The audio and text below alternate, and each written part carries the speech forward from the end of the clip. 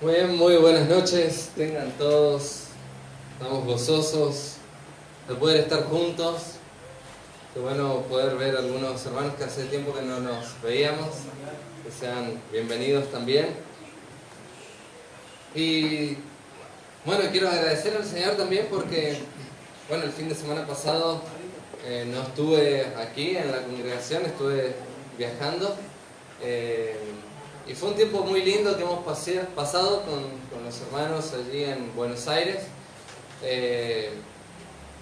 justamente para poder hacer y tomando el curso del CCDP para próximamente poder estar empezando nosotros también con el Centro de Capacitación Bíblica.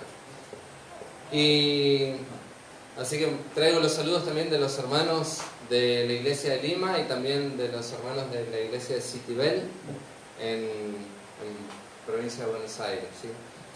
Vamos a orar para rogar al Señor que sea Él el que nos esté dando el entendimiento y que podamos pasar este tiempo frente a su palabra y que podamos entenderla para vivir, ¿sí? Oramos. Padre, estamos muy agradecidos a ti porque tú eres bueno con nosotros. Estamos muy agradecidos porque tú eres santo. En tu magnificencia, en tu gloria, te has dignado a mirar a hombres, seres pecadores y débiles como somos nosotros. Y no solamente nos has mirado, sino que también nos has visitado en la persona de tu Hijo Jesucristo.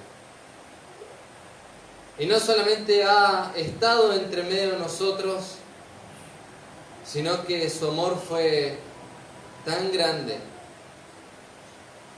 que aunque nosotros éramos y estábamos en esa condición de pecado, condenados, aunque éramos pecadores, Cristo Jesús vino y murió en la cruz por nosotros.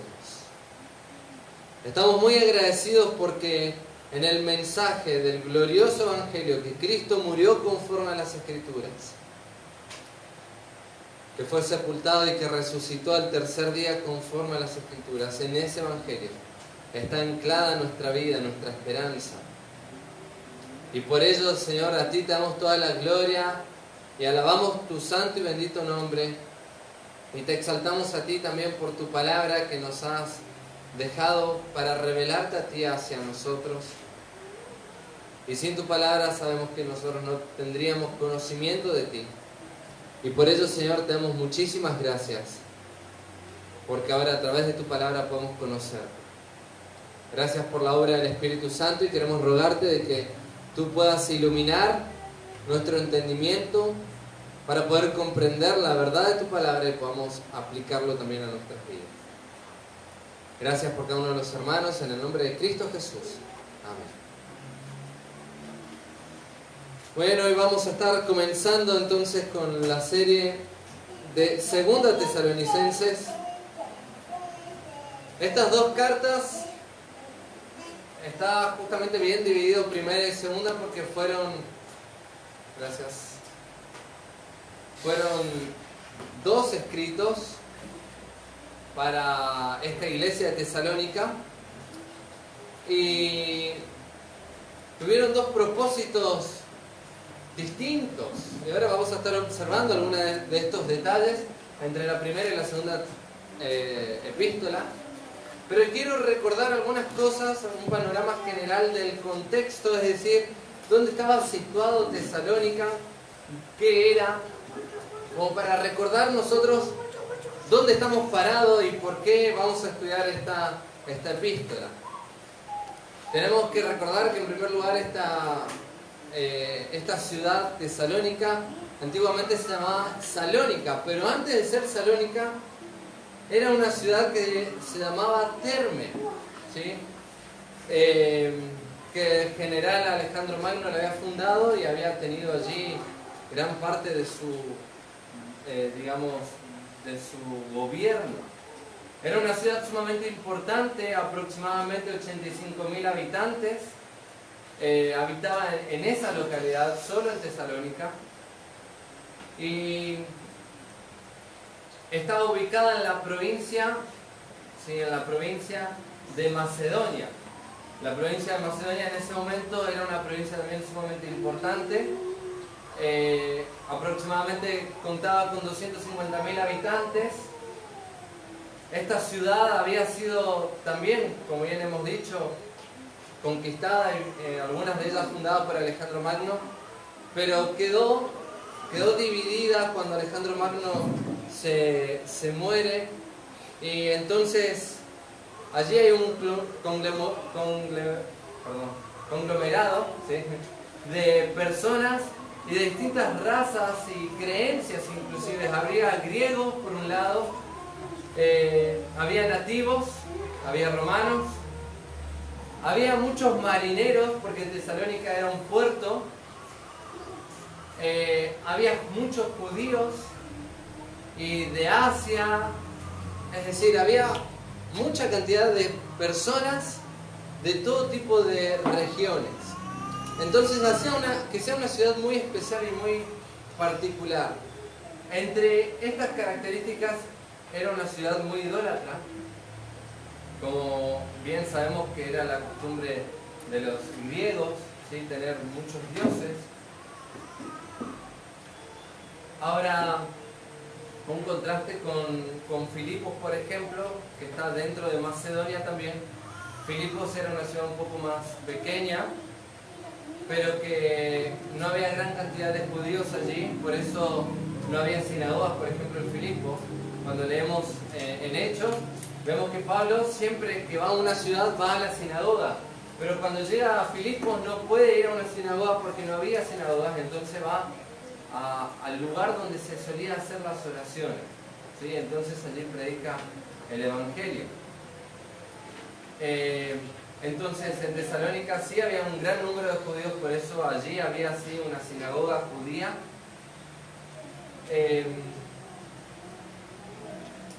Quiero leer algo muy distintivo que señala Barclay respecto a esta ciudad, observando la importancia de su ubicación. Dice que es imposible exagerar la importancia de la llegada del cristianismo a Tesalónica.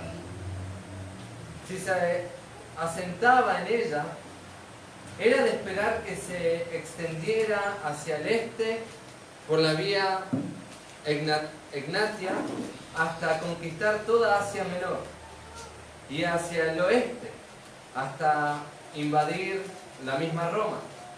La llegada del cristianismo a Tesalónica fue clave para que llegara a ser una religión universal.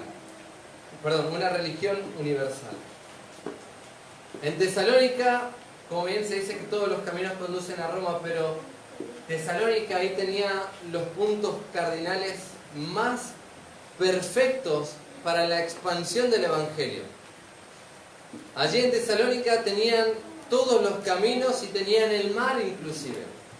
Por tanto, era un punto principal estratégico que seguramente Pablo no lo había pensado en un primer momento, como lo vemos en Hechos, que Pablo quería ir hacia Asia, pero luego el Señor no le permite. Entonces ve en una visión, en su segundo viaje misionero, ve en esta visión al varón macedonio que dice: pasa y ayúdanos. Entonces ahí es donde Pablo arranca, cuando tiene este segundo viaje, hacia todo lo que es Macedonia, un lugar que el Espíritu de Dios había preparado para que el Evangelio sea esparcido a partir de estos puntos donde el Evangelio iba a entrar. Filipos, Tesalónica, ¿sí? Pablo pasa por otras ciudades, pero evidentemente no predican el Evangelio allí hasta que llega a Tesalónica. Luego Tesalónica va a Atenas, después a Corinto, y así sigue su recorrido en su viaje misionero predicando el Evangelio. Esta segunda epístola a los tesalonicenses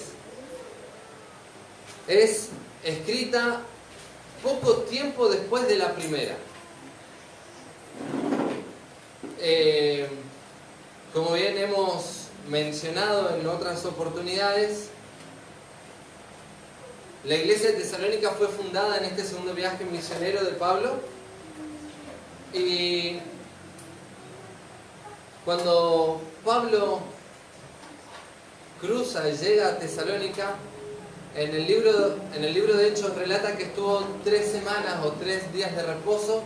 Vamos a ir al texto en Hechos capítulo 17. 3 días de reposo estuvo allí en la sinagoga, discutiendo, ¿sí?, con ellos, es decir, exponiendo la palabra y anunciando que Jesucristo era el Mesías de Israel. Isaías 17, vamos a leer versículos 1 al 9 para tener el panorama general de cómo se fundó esta iglesia. Hechos 17, versículo 1. Pasando por Anfípolis y Apolonia, llegaron a Tesalónica, donde había una sinagoga de los judíos, y Pablo, como acostumbraba, fue a ellos y por 3 días de reposo discutió con ellos, declarando y exponiendo por medio de las Escrituras que era necesario que el Cristo padeciese y resucitase de los muertos, y que Jesús, a quien yo os anuncio, decía él, es el Cristo. Y algunos de ellos creyeron y se juntaron con Pablo y con Silas, y de los griegos piadosos gran número, y mujeres nobles no pocas. Entonces los judíos, que no creían, teniendo celos, tomaron consigo a algunos ociosos, hombres malos, y juntando una turba alborotaron la ciudad y asaltaron la casa de Jasón, procurando sacarlos al pueblo. Pero no hallándolos, trajeron a Jasón y a algunos hermanos ante las autoridades de la ciudad, gritando: estos que trastornan el mundo entero también han venido acá. A los cuales Jasón había recibido, y todos estos contravienen los decretos de César, diciendo que hay otro rey, Jesús. Y alborotaron al pueblo y a las autoridades de la ciudad, oyendo estas cosas, pero obteniendo fianza de Jasón y de los demás, los soltaron. Lucas, que es el historiador, por momentos pone muchos detalles y por momentos va pasando por alto algunos detalles porque cree que no son convenientes. Pero sin lugar a dudas, inspirado por el Espíritu Santo, están aquellas cosas que nosotros tenemos que saber. Y acá Pablo dice que estuvo 3 semanas, 3 días de reposo en las sinagogas discutiendo con ellos. Algunos relatan y dicen de que todo esto sucedió en esas 3 semanas, y inmediatamente esas 3 semanas ocurrió esa turba.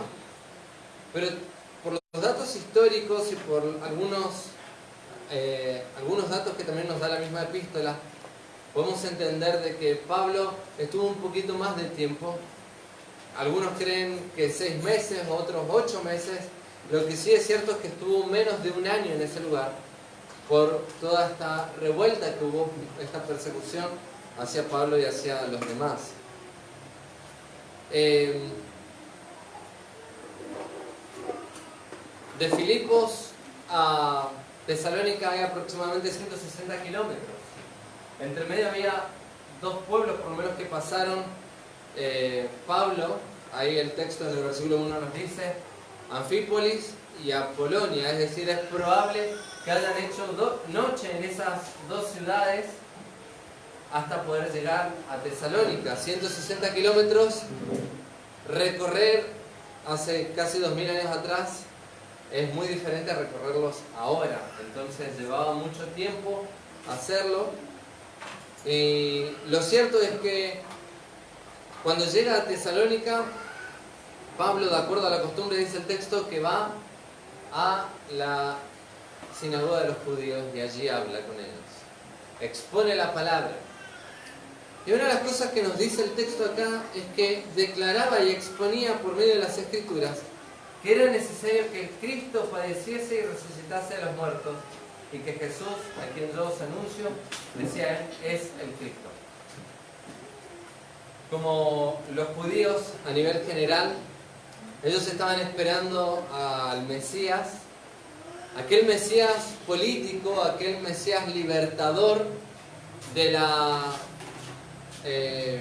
gobierno romano, Y por tanto no entendían o no podían discernir a un Cristo sufriente y mucho menos a un Cristo que iba a padecer en cruz o que iba a morir. Entonces Pablo dice que ve la necesidad de abrir las Escrituras y de exponerle lo que era necesario acerca del Cristo. El Cristo que decía las Escrituras, al cual quizás ellos habían observado una sola parte, pero que en la profecía bíblica estaba claramente dicho de que el Cristo también iba a padecer y que iba a morir como sustituto, como aquel que ocuparía nuestro lugar. Entonces Pablo les cuenta esto. Y no solamente habla de la muerte de Cristo, sino también de la resurrección de Cristo. Dice el texto en el versículo 4, ahí en Hechos, que algunos de ellos creyeron, algunos de los judíos. Y aclara también allí el autor Lucas. Y se juntaron con Pablo y con Silas, y de los griegos piadosos gran número. Y las mujeres nobles, no pocas, es decir, había mujeres ricas, apoderadas, con mucho dinero, que también habían obedecido al Evangelio, también creyeron en el Evangelio. Ahora Pablo se ve en la necesidad de exponerles y de enseñarles de que Cristo iba a padecer. Tenemos algunos salmos, por ejemplo, que nos hablan del Cristo sufriente, el Salmos 22. Isaías 53 nos habla del Cristo que iba a ser molido por nuestras transgresiones. Por tanto, por señalar alguno de estos textos, este es el contexto en el cual se encuentra Tesalónica. Pablo tuvo un ministerio en Tesalónica fuera de la sinagoga y evidentemente fue un ministerio abundante donde griegos, muchos griegos han creído. Es decir, los griegos prosélitos que se hacían judíos podían estar dentro de la sinagoga, pero aquellos que no eran prosélitos no podían estar. Y acá nos habla de que el gran número de los griegos creyeron en el Evangelio. Las mujeres no podían ingresar a las sinagogas y por lo tanto, acá nos dice que el texto nos dice que mujeres nobles también creyeron al Evangelio.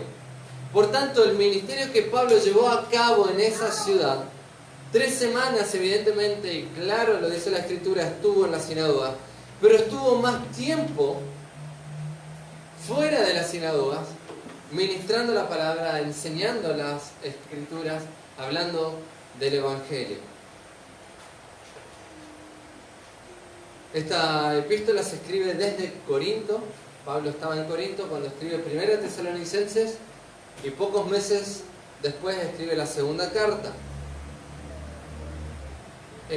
Vemos a lo largo de estas epístolas el cuidado pastoral del apóstol y vamos a ir a Primera Tesalonicenses capítulo 2. Y para que haya habido ese cuidado pastoral de parte de Pablo, tuvo que haber habido un tiempo en medio de ellos. Fíjense, capítulo 2, versículos 11 y 12 de Primera Tesalonicenses.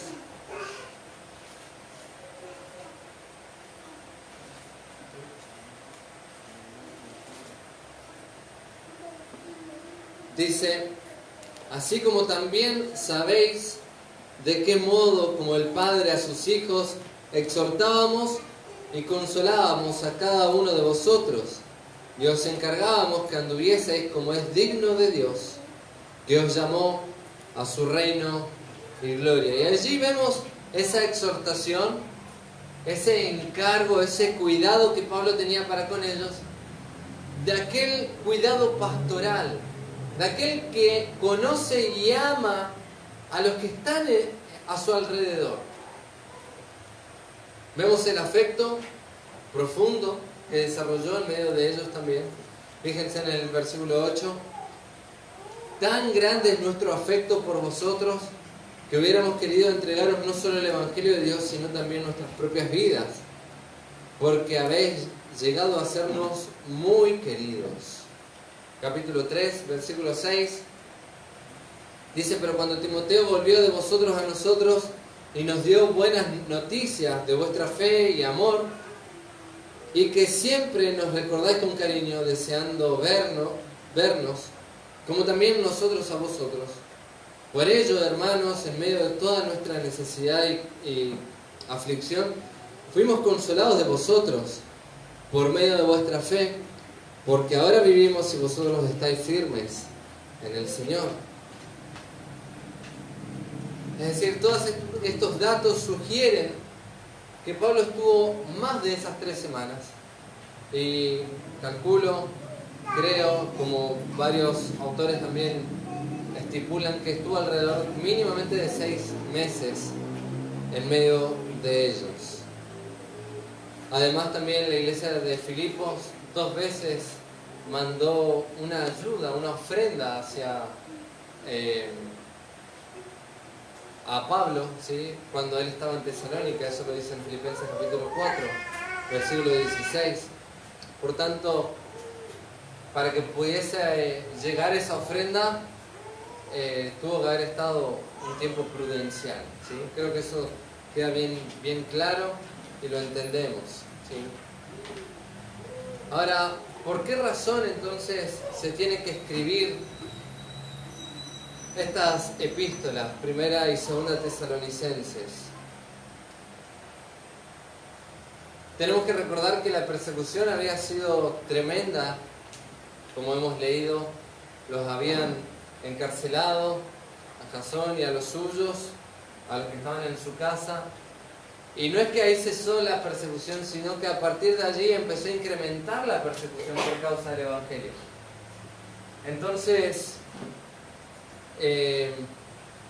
ocurre que se habían levantado algunos falsos maestros también en medio de la congregación. Y en primer lugar, ellos tuvieron confusión respecto a la venida del Señor, respecto a la reunión con Él. Es decir, estaban entristecidos por aquellos que habían escuchado el Evangelio, que habían conocido a Cristo, pero que habían muerto. Habían muerto algunos por causa de la persecución y algunos por causa natural. Y allí entonces Pablo escribe, capítulo 4, y la razón principal por la cual escribe está ahí, es claro, explícito en el capítulo 4, versículo 13. Dice, tampoco queremos, hermanos, que ignoréis acerca de los que duermen, esto es, de los que murieron, para que no os entristezcáis como los otros que no tienen esperanza.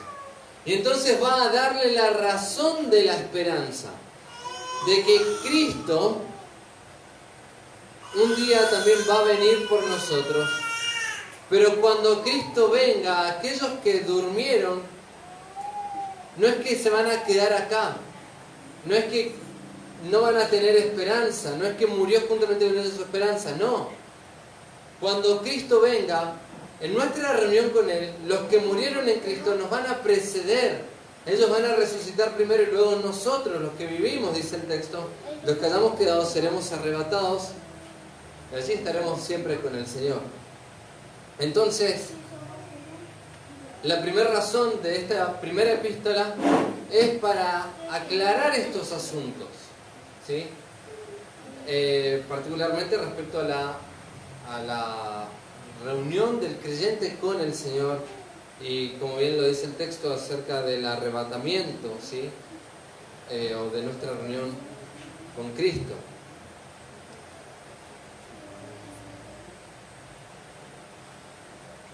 En esta primera epístola,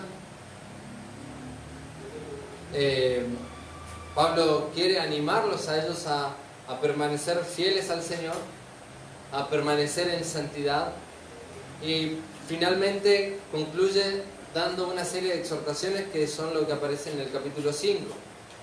Ahora, en 2 Tesalonicenses, vamos a ir allí ahora para ir entrando en nuestra carta y vamos a ver un panorama general de cada capítulo, temas centrales de cada capítulo. La persecución era tanta que muchos de ellos estaban desanimados porque aún inclusive habían entrado falsos maestros que habían dicho que estaban en el día del Señor. que había venido el día del Señor y que ellos se habían quedado y que lo que estaban viviendo era como consecuencia del día del Señor, de los juicios de Dios. Entonces Pablo les va a animar a que ellos permanezcan firmes y fieles al Señor, aún a pesar del sufrimiento. Vamos a leer capítulo 1 de 2 Tesalonicenses, versículo 3. Dice: debemos siempre dar gracias a Dios por vosotros, hermanos, como es digno, por cuanto vuestra fe va creciendo y el amor de todos y de cada uno de vosotros abunda para con los demás, tanto que nosotros mismos nos gloriamos de vosotros en las iglesias de Dios por vuestra paciencia y fe en todas vuestras persecuciones y tribulaciones que soportáis. Entonces allí Pablo los quiere animar en medio de los sufrimientos, que ese amor y esa fe estaba firme, aunque algunos estaban dudando y empezaron a temer aún por sus propias vidas, pensando que estaban en el día del Señor. Estaban confundidos. Esa confusión vino a consecuencia no meramente por las persecuciones y las tribulaciones, porque Pablo ya se lo había anticipado de que eso sucedería, sino que también viene como consecuencia de aquellos falsos maestros que estuvieron en medio de la iglesia. Pablo había instruido a los tesalonicenses sobre los últimos tiempos cuando estuvo con ellos. Pablo les había enseñado, fíjense en el capítulo 2, versículo 5. Y esta es una frase que recurre tanto en la primera y segunda Tesalonicenses. Va a recordar o va a mencionar varias veces que ellos saben o que ellos recuerdan. Fíjense, dice: ¿no os acordáis que cuando yo estaba todavía con vosotros os decía esto? Y ahora vosotros sabéis, ¿sí? Y una y otra vez va a ir recordando aquello que Pablo, mientras estuvo con ellos, ya les había explicado, les había enseñado. Y como suele ocurrir, a veces hay una sana doctrina, hay una sana exposición de la palabra, pero cuando se introducen los falsos maestros, ya sea de afuera o que surjan de adentro, crea confusión. Crea confusión. Y no solamente crea confusión, sino también que crea división. Entonces Pablo, para prevenir todo este asunto, escuchando que había algunos que estaban sembrando esa cizaña, entonces se ve la necesidad de corregir a través de esta epístola aquellas falsas enseñanzas que estos hermanos ya las sabían, ya lo conocían. Y Pablo solamente va a recordar y va a poner en orden aquellas cosas.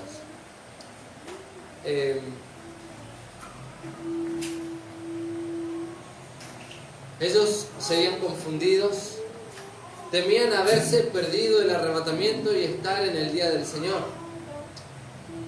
Aunque la severidad de la persecución contribuía, la principal razón de la confusión provenía de los falsos maestros. Tales engañadores afirmaban que Pablo estaba enseñando lo mismo, que ellos le habían escuchado hablar de estas cosas, y no solamente eso, sino que estos engañadores inventaban o escribían cartas firmadas o haciéndose pasar por Pablo, y eso le daban a los hermanos. Entonces creaba esa confusión, y por eso Pablo se ve obligado a escribir esta carta.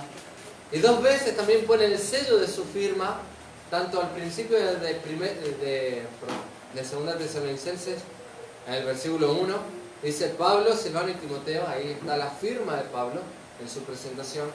Y al final, en el capítulo 3, también Pablo vuelve a señalar que es él quien está escribiendo esto.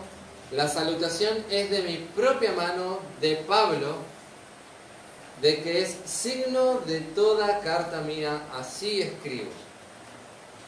Y esta carta no tuvo lugar a dudas de la inspiración de Dios y aún inclusive de la autoridad de quien procedía, es decir, de que Pablo fue el que la escribió. Esto estaba claro desde el principio de la historia de la iglesia.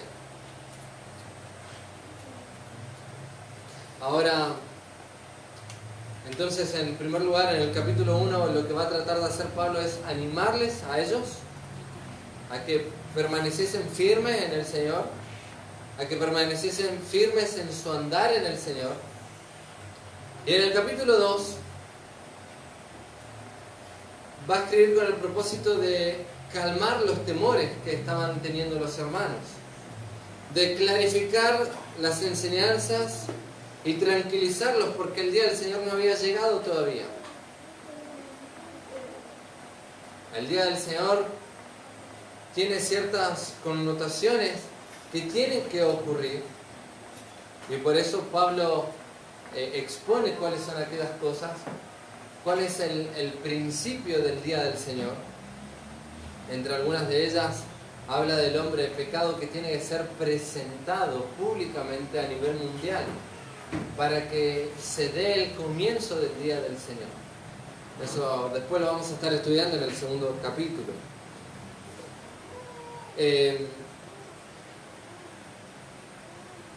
Finalmente, en el capítulo 3 también va a estar dando una serie de exhortaciones porque había problemas que él ya trató en la primera epístola, pero en vez de mejorarse hubieron situaciones que habían empeorado. Por ejemplo, aquellos que eran ociosos, aquellos que no trabajaban, aquellos que se aprovechaban y dejaban o se iban de casa en casa para ser sostenidos, porque, entre comillas, frente a la venida del Señor habían dejado sus trabajos, habían dejado sus quehaceres por esperar la venida del Señor. Y Pablo entonces va a refutar nuevamente eso y va a exponer y va a decir de manera clara y contundente que el que no quiere trabajar, que tampoco coma. Y luego va a culminar en esta epístola poniendo en orden algunos aspectos de la disciplina dentro de la congregación, dentro de la iglesia. Por tanto, estos son los temas a grandes escalas que vamos a estar tratando y tocando en esta segunda epístola de Tesalonicenses. Para destacar algunas cositas más, para resaltar algo que es muy importante del contraste entre la primera y la segunda epístola, es que en primera Tesalonicenses hace hincapié en el repentino e inesperado regreso del Señor, mientras que en segunda Tesalonicenses enseña que hay señales que lo precederán al día del Señor.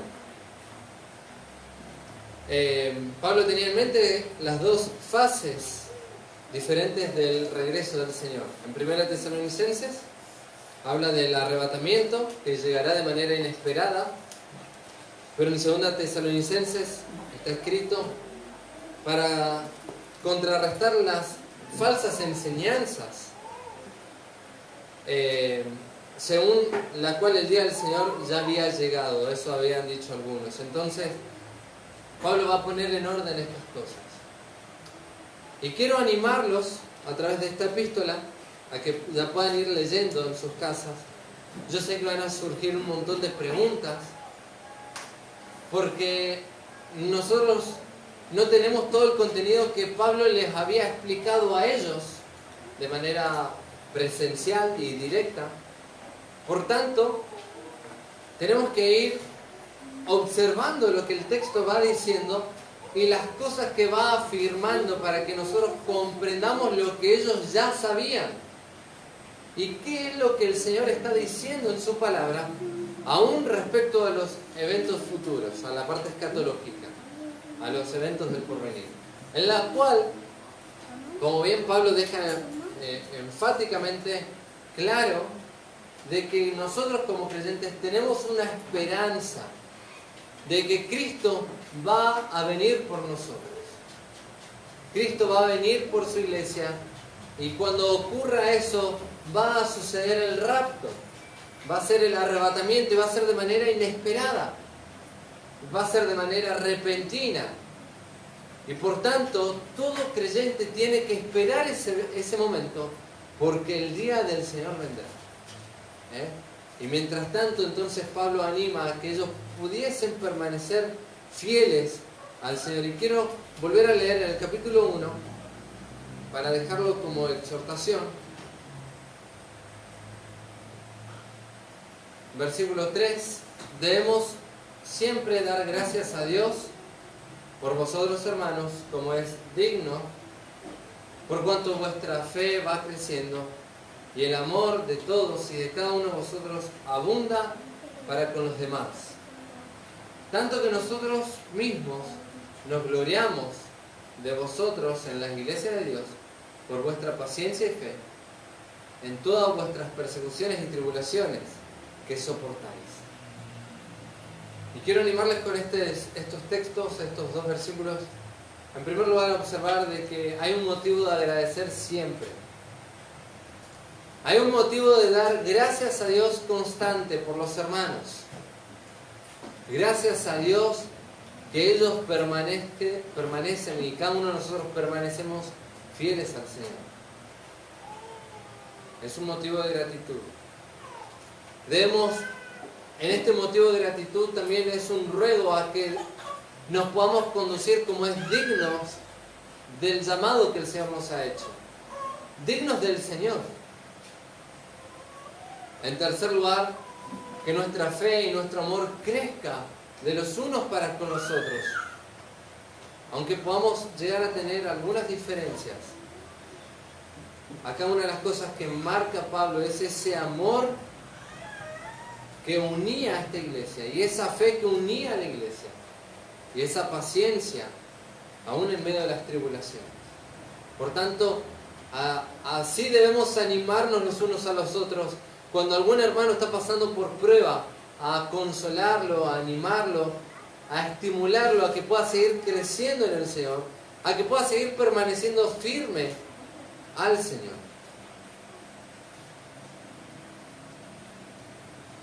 Por tanto, nosotros tomamos esta segunda epístola como una continuación de la primera, ¿sí? Y con una serie de exhortaciones que van a ser no solamente para la iglesia de aquel tiempo, sino también para nosotros. Y como bien lo decía el apóstol Juan ahí en 1 Juan capítulo 3, que todo aquel que tiene esta esperanza en Él se purifica a sí mismo así como Él es puro. Una de las cosas que tiene que producir el reconocimiento que el Señor viene es santidad. Es una santificación. Y a propósito, a modo de exhortación y de conclusión, quiero que examines y examinemos nuestras vidas, a cómo estamos andando con el Señor. ¿Estás esperando su venida? ¿Estás esperando reunirte con Él? ¿Estás andando en santidad conforme a su palabra y conforme a su llamamiento? El Señor quiere entonces que cada uno de nosotros pueda despertar en nosotros ese amor a Él, ese amor por los hermanos y ese amor por su venida. Amén. Vamos a orar. Gracias queremos darte, Señor, por este tiempo que hemos podido tener frente a tu palabra, donde nos hemos podido regocijar observando aquel contexto de la iglesia de Tesalónica y ver qué situaciones tan difíciles pasaban, cuántas persecuciones, tribulaciones, luchas, falsos maestros, cuántas cosas había allí adversas. Pero gracias, Señor, porque tú has mantenido el testimonio de tu palabra fiel. Y queremos rogarte, Señor, de que tú estés ahora bendiciendo tu palabra, la cual hemos leído, hemos observado de manera general esta epístola, y que podamos también nosotros meditar en ella. Y que a lo largo de este año también tú puedas hablarnos a cada uno de nosotros. Ayúdanos a crecer en ti, a poder andar como es digno de tu llamado y que podamos hacerlo todo para la gloria y la honra de tu nombre. Te lo pedimos en el nombre de Jesucristo nuestro Salvador. Amén.